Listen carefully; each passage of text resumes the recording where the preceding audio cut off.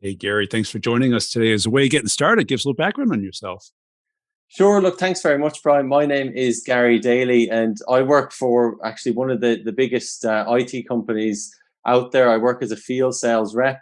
We specialize in cloud, cybersecurity, and networking. But just to give you a bit of context, actually, when I left university, I actually wanted to be a football agent, would you believe, or a soccer agent, maybe as you guys in the US would call it. And I ended up going to Australia backpacking, and I actually got a job as a junior sort of sales specialist with a an IT reseller who specialized in PC power management. Um, and the interesting thing was this company actually went into administration and liquidation, and I was there for 4 years, so it was an extremely tough situation.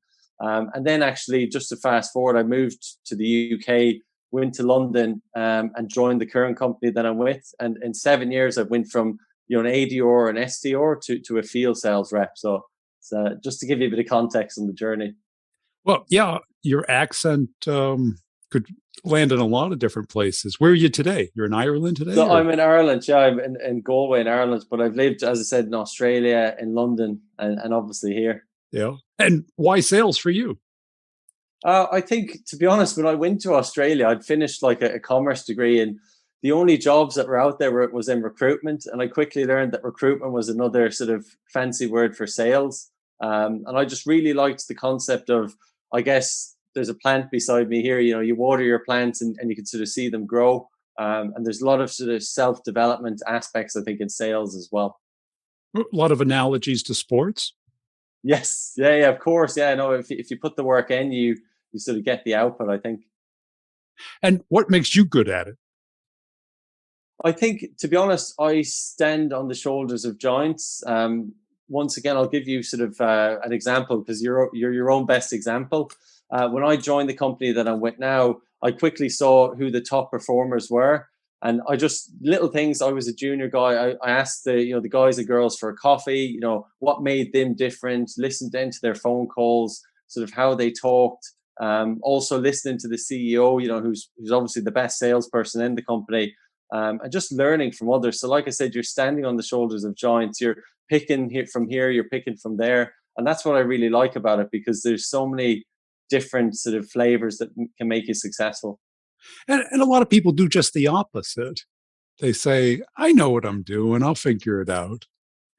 Yeah, they probably do, but then I guess you're probably hitting your head against the wall, and you're not being successful. So I think, yeah, there's maybe a lot of humility or emotional intelligence, I guess, that comes into it. Maybe when you're younger, you don't really see that, but as you get older, hopefully for a lot of people, they look for mentors out there Yeah. because I think we need mentors to be successful in any role.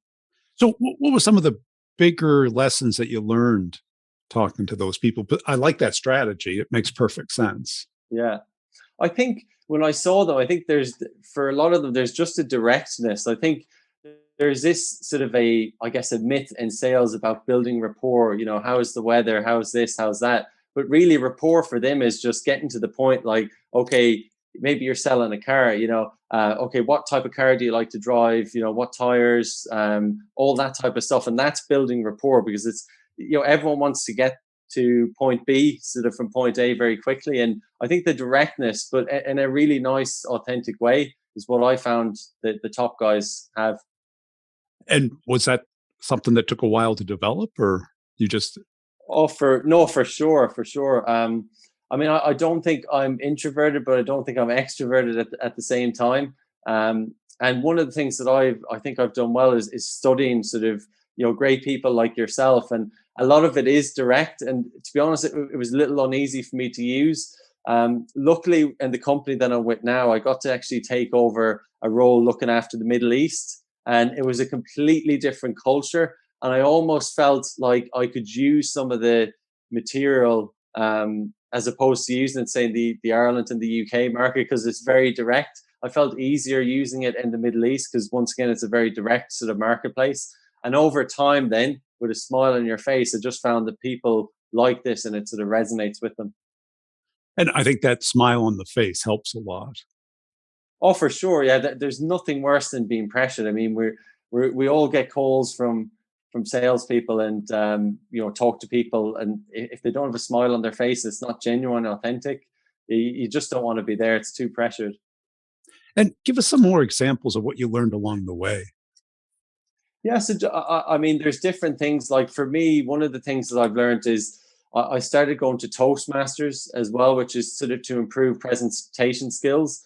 Because what I found was if you put all the salespeople in a room and all hands on a Monday morning, if they have to present a deal to their colleagues, a lot of us sort of shy away and we don't present it sort of with authority, with confidence. So I saw that I'm lacking in sort of presentation skills, and I started going to Toastmasters, and it puts you in a room with strangers. You could be asked any topic, completely random. One of the first topics I got asked was, why should Ant-Man win an Oscar, Gary? Go, you have 2 minutes. And I froze, that type of thing. So by going to that, it also helped me in interview skills. Once again, when you're selling, I guess, to IT managers, CIOs, it just sort of breeds a bit of confidence across, I feel. And how long did it take to build that confidence up? I would say probably about a year. Like, but Yeah. repetition is a skill, isn't it? And it's that thing about thousands of hours to perfect anything. So I think over time, and then also sort of, I guess, role playing as well with different colleagues, and testing it out, and also looking back at yourself, like if there's recordings of you presenting, so that you're not using filler words, so that you're looking directly in the camera, because we're obviously in this home working environment at the moment. So little things like that along the way. It is a lot of little things, isn't it?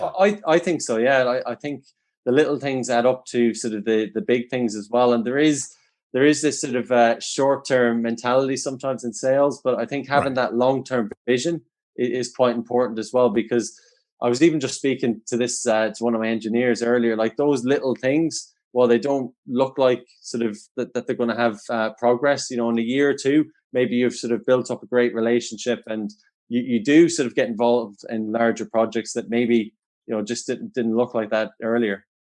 Right, because we're in an outcome-based profession, but there's so many little things that go into that outcome that you really can't count or check off, but they're just showing up every day, making sure you follow through, make sure you really find out the why behind the why. Yeah, no, exactly. Yeah, I think that's probably something like a lot of people may not actually agree with, because they're looking at, I guess, income producing activities, but you also have to look at, like I said, those little things that you mentioned. Right, because anyone can take an order, Yeah, but if you exactly. don't but then what happens at 9:05 when you're done taking all the orders for the day, right? You have to go make orders. You've got to put in the work. Yeah, and even just little simple follow-ups, like, because we can't assume that they've seen our email. You can never sort of assume that for anything. You might have to follow up 2 or 3 times, and I think they appreciate when you do that as well. So it sounds easy, but a lot of us don't do it. And what drives you? What are your motives? I think my motives is just to once again sort of see your progress, like from where you've been, because I think about it.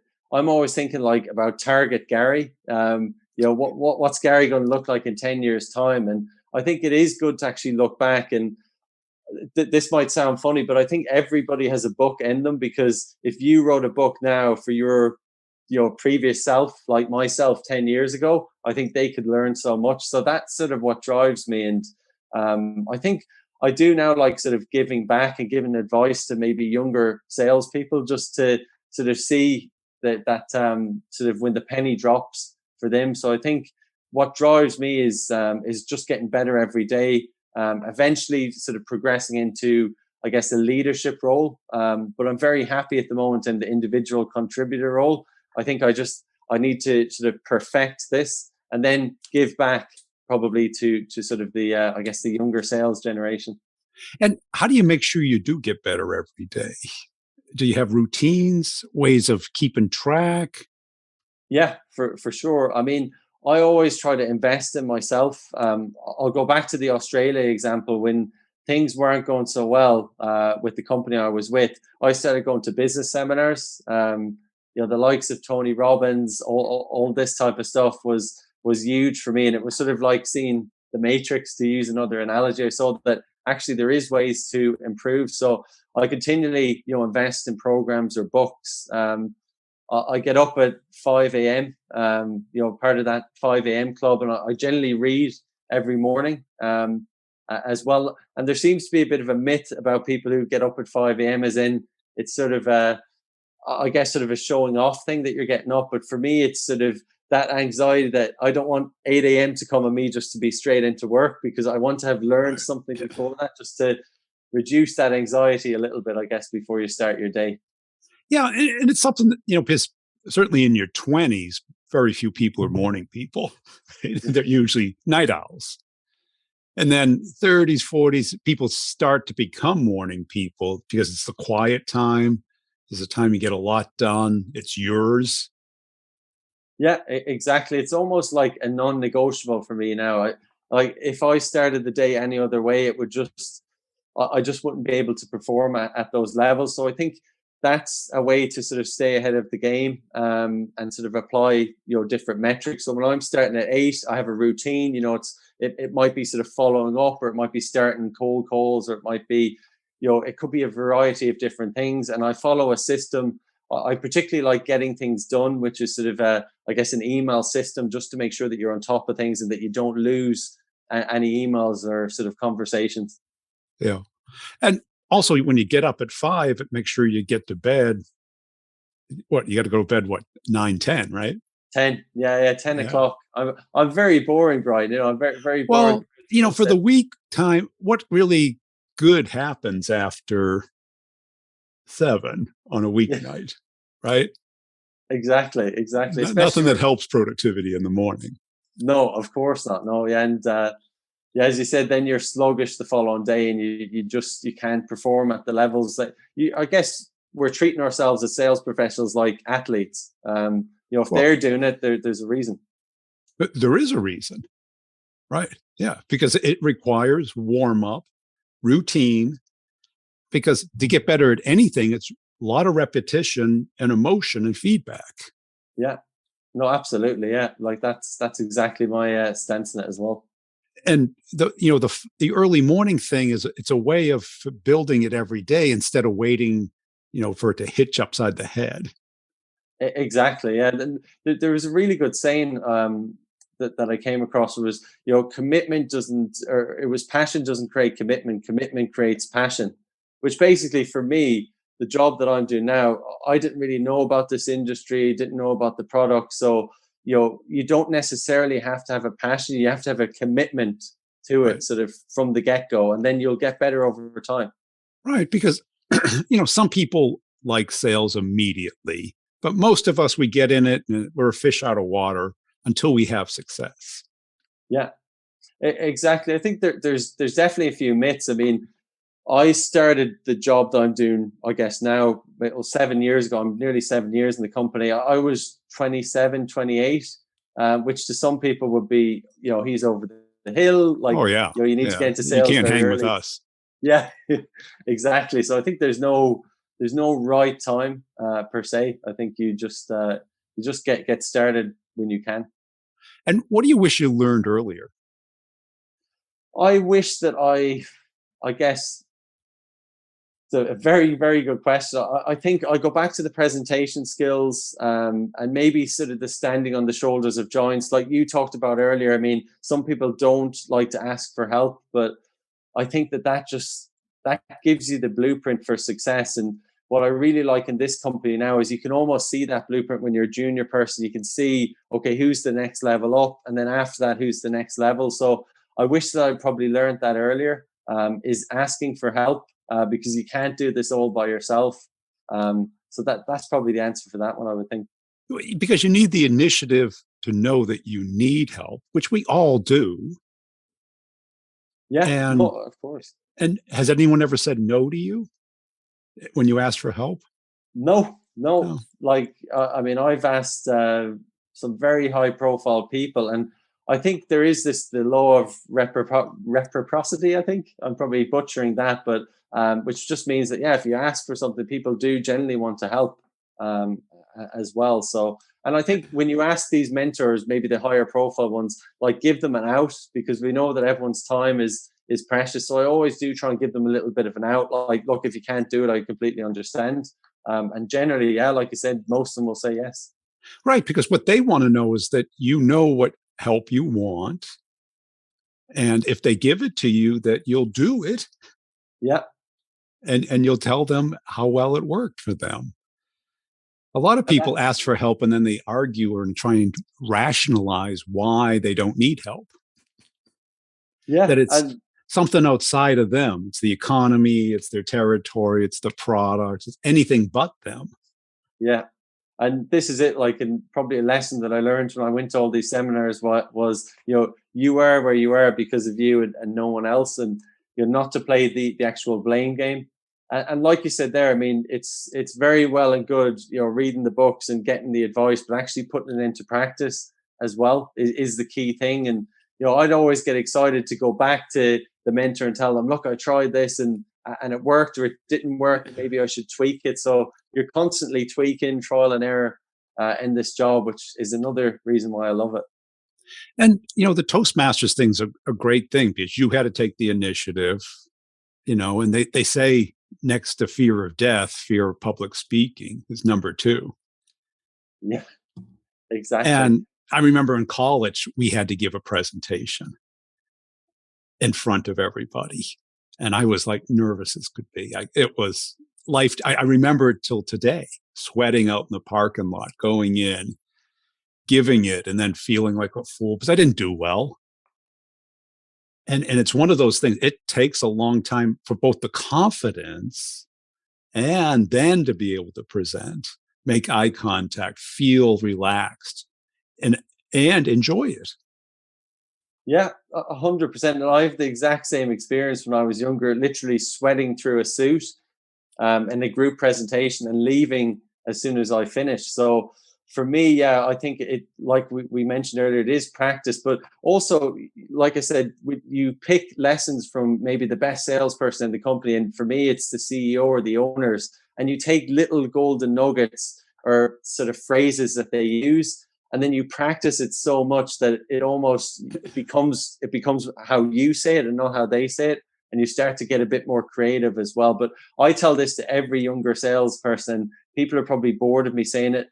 Join Toastmasters, like, practice public speaking, because it's there's no losses with this. Yeah. Or today's version is just start a YouTube channel, but you have to read the comments. Yeah. Exactly. And I think, I mean, kudos to you as well with the videos, because what I'm finding now, even on something like LinkedIn, is people are definitely getting a lot more sort of confident in actually typing up content or even having pictures of themselves. But video, you're putting yourself out there, like, it's a very vulnerable position, like you said, and there's always going to be haters. And I'm sure Oh, you probably God. know more about that than anyone. Oh, well, it's probably not the right way to go about it. Toastmasters is supportive because Yeah. everybody's got to get up there. Yeah. On social, it's just the opposite. People can be anonymous and say the rudest, crudest things to you, but that are irrelevant. So it doesn't really give you any constructive feedback. But I like your point about reading the books too, because people put reading way up, and it's helpful information, but like the Toastmaster stuff, you have to present. You have to get up in front. That's where the magic happens. Yeah. Is getting out of that comfort zone, putting yourself out there, and then being bold enough to take the feedback. Instead of Exactly. it Yeah. looking at as insult, it's presents. They're giving you Christmas presents, birthday presents. And if you take it, then that's where your career goes. Because Exactly. Yeah. the great salespeople crave coaching. Don't just ask for it, crave it. Yeah, no, it's so true. And yeah, I think you win or learn in sales, and especially in the presentation side of things. And to be honest, like, you're sweating through that suit and your experience, like, that sort of does drive you on, and you'll always remember that no matter what. So it is good to make mistakes, but just don't make them again. Like, get better at the next one. And that's it, because from going from that in college to basically giving presentations almost every day, I still get nervous, and that doesn't go away, but you become more comfortable at it and you become better at it. And after you do it, you see it as a performance, not a person. It's how well I did it that day. Doesn't mean I can't do it better tomorrow. Yeah. And I think too many people just get comfortable with the knowing, the reading. Everyone asks me about the books. It's like, you can read the book, but I can tell you what the answer is, but how well do you do it? Yeah. And it, Exactly. You have to be accountable. I think you maybe even have to have a, sort of an accountability partner with you to make sure that you're doing these things as well. well, when my career really took off, I had people that you could sit down and role play with, either on the phone or go through a deal, pick apart each other's deals without it being a personal attack. It's where the deal is and what you can do. Yeah. And I think one of the good things about the company I'm with now is they sort of celebrate gaps as well, like, which is good, because there's nothing worse than, even say if you're going into like a forecast meeting feeling like you're sort of being judged, or it's like going into court nearly. It's good to actually celebrate the gap so that you can obviously get better and Right. ultimately help the Instead of customer. playing business where you're lying or misrepresenting it, Yeah. you're really looking for holes so Yeah. that you can fill them. Yeah, exactly. And I guess that's what we're doing every day in sales. Like, if we're getting a new program, like, it's to actually sort of fill a gap where maybe we have a bit of a weakness. And where did you learn to kind of take ownership of this, as opposed to, especially when you work at a big company, you can say, well, I'll just go to their program when they offer it or wait till they do. Yeah, I think I'm lucky, like, in a sense that I didn't go into a big company from the get go. Like I said, I was with this smaller As a company in reseller. Yeah. Australia that, yeah, that went. And by the way, I still have a good relationship with the guy there. So I do have that sort of saying, don't get bitter, get better. But yeah, I think that was a good start, because like, you weren't given anything, so you had to go out and get something. And if I ever hear people complain that, oh, we don't get enough training, I'm like, you can do it yourself. Like, even when I was a junior rep, and I tell this to other junior reps, like, spend $25 on a cold calling program, spend something on personal development. Like, it doesn't have to necessarily be sales, because I mean, sales is personal development, and anything you do for self growth is going to help you. So like I said, I think not being with a bigger company actually helped me, because there was no sense of entitlement. Well, that's it. Because until you own it, you're not going to really look for the other things. Yeah, exactly. And I think that the way that I look at what I'm doing now, ultimately I work for a company, but I would like to think I'm an entrepreneur, which is, you own your own business. Like, it's your own business. If I, turn off my laptop at whatever time, no one else is going to check my emails or follow up for me. So you're your own business. Right. Yeah. And Yeah. if you pretend or fake it, you're only cheating yourself. And it's Exactly. that, Exactly. solopreneur or salespreneur, that mindset, whether you accept it or not, you are, Yeah. It's so right? true. Yeah. Because if the company has a bad quarter, the managers keep the best people. They don't keep the worst people. Yeah. Yeah, and attitude as well is so important. I mean, there's times where you'll struggle, obviously, in sales, but your attitude is key. Like, how can I get better? What went wrong there?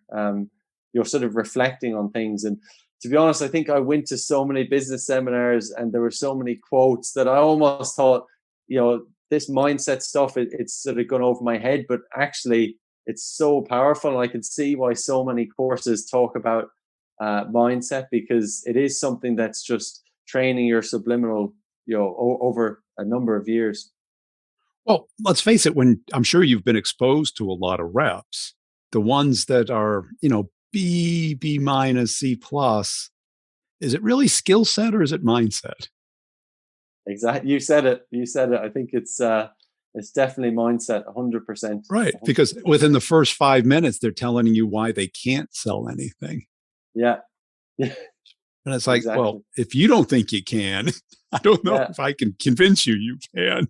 yeah, exactly. Yeah, and it's that is the glass half full or half empty Yeah, and conversation. the root is always kind of that personal responsibility.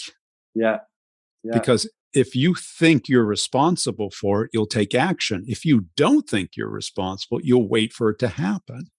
yeah. It is. There's a lot of psychology in this for sure. Yeah. And did a lot of that come from your sports background, or did your parents kind of ingrain that in you? I, to be honest, I don't really know, but yeah, I think I followed a lot of sports. So, I mean, I didn't play it to a crazy high level, but just following it and the mindset of people and, players like Roy Keane, who I don't know if your audience will know, but he just had a big winning mentality, an Irish player. So, things like that, I think, yeah. Yeah. And how do you keep track of either your progress or kind of because you go to these places or these workshops and it's all good. There's nothing's Yeah. bad about it. But a lot of people kind of get comfortable in the platitude level, Yeah. and I hear that a lot on LinkedIn and I'm like, ugh, because the platitude is not really the knowledge. It's just the reaction of the question. Yeah. Do you I keep a think it's, journal? Do you keep a yeah, video vlog or I something? yeah, so I sort of have that. I've heard the saying before: if it's not broken, break it. Type things. Yeah, no, I definitely I keep a journal, and I sort of I guess look at all the metrics of what I've done sort of year over year. I set goals every year. Just did the same there at the turn of this year. So I sort of have targets that I want to hit, and then it's very easy. Like it's a metric, it's a number. So if you're not hitting it, you're not getting better, and then you've got to ask yourself why. Um, and also just focusing on what program am I going to invest in this year, or even what activity outside of work am I going to invest in that's going to help me grow. So I want to see those numbers sort of rising year over year. And what works for you? Is it like a hard, like, income goal? Or is it ranking? Or what gets you excited? What works? Because a lot of people have like big, audacious goals, which I Yeah. think are good, but they have to be far enough out so that they're not accountable in a short period of time that would depress you if you don't get it. Yeah. I think, yeah, I definitely set those sort of big, hairy, audacious goals. So, I mean, to be honest, it is probably at the moment it is income driven, or it could be sort of winning a certain competition internally. So, yeah, it is probably income related. In all honesty, I think that's probably what all our salespeople have at the moment. And really, that just means that you're making an impact with your customers, and you're obviously selling your product. And do you have, some meaning behind it? A reward, a house, a car, retirement, or is it just a goal?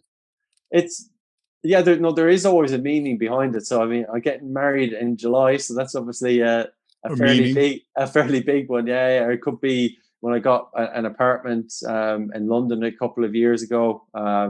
So the next step is a house. So yeah, there is always a meaning, or it could be to give back as well. Or sort of look after my parents, things like that. So yeah, there's definitely always a little meaning to it.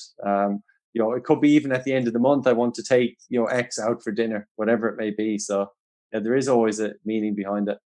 And what do you think your core motive as a person is? What gets you up in the morning? Is it competitiveness? Is it, a brighter future? Is it control over your life? Is it fear of losing? Is it desire of winning? To be honest, it probably is fear of losing. And I talk about a footballer who I mentioned earlier, and everyone said that he was a warrior on the pitch, but he said I wasn't. He said I was a worrier on the pitch. So he was worried about everything. He wanted to make sure everything was right. So yeah, I think there is that little bit of fear of losing, and you want to make sure that everything sort of I guess goes right. But I also have this thing where I definitely want to sort of give back as well. I want to learn all these lessons and give back, because I guess I feel I maybe didn't have these lessons from a mentor before. So and I've taken action on this. I've signed up for sort of I guess being a mentor, and it's all just free with a company in Ireland to actually just get a graduate for 6 weeks who's sort of going from university into sort of a sales career. And to be honest, like that, and it sounds really cheesy, right? But that's like almost like a proud dad moment when one of them gets a job, and it's because you've actually helped them in their interviews or given them a little bit of advice as well. So being honest, that probably is something that drives me now. Well, that's insanely powerful because you learn best when you have to teach a topic Yes. because you have to think about how they're going to interpret it, misinterpret it, how you can clarify and make sure they get it. Yeah. And And then all of a sudden you're getting it. yeah, exactly. And you sort of, I mean, it's not really talked about, but there's a lot of imposter syndrome in sales. Like I had this conversation with four very close friends recently, and I think even giving this advice to the graduates, you're like, is this actually useful to them? And then when they come back to you and they say, "Whoa, this was amazing," then you realize, okay, I'm actually sort of doing something right here. Yeah, cool. Hey, appreciate your time today, Gary. Where can people go to connect and follow you? Sure, no, a pleasure. So I think if they go to LinkedIn and they just type in Gary Daily Sales, they'll come across me there.